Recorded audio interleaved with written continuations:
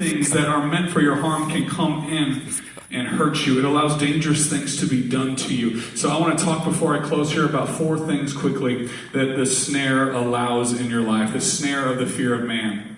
The first thing, if you're taking notes, number 1 is it strips us of our strength spiritually. You remember the story of Samson?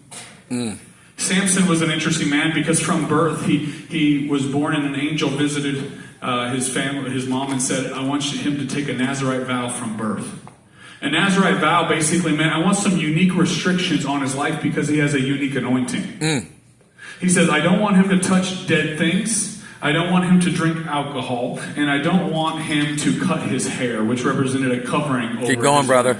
And so those 3 things, a unique restriction, things that necessarily aren't sin. It's not a sin to grow your hair, although you might think so by looking at my head. It is not a sin to grow your hair, even though you might have grown up in church and they told you it was. It is not a sin to grow your hair. And this is the thing I think we need to take from this story, is his unique anointing was depending on his unique restriction.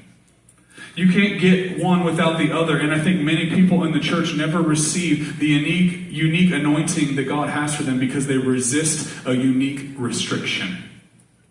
Pastor Brent, is it a sin though? It might not be a sin. But what I need you to see is it may not keep you out of heaven, but it may keep other people out of heaven. If God has called you to restrict yourself uniquely, that he can put a unique anointing on your life. Your anointing from heaven is needed in the earth. And if you keep your anointing from heaven from the earth by not allowing the unique restriction on your life that God is calling you to, it may affect other people that are meant to be touched by the anointing on your life, that you're refusing to be obedient and restrict your life in a way that God has asked you to. Jesus. You see what I'm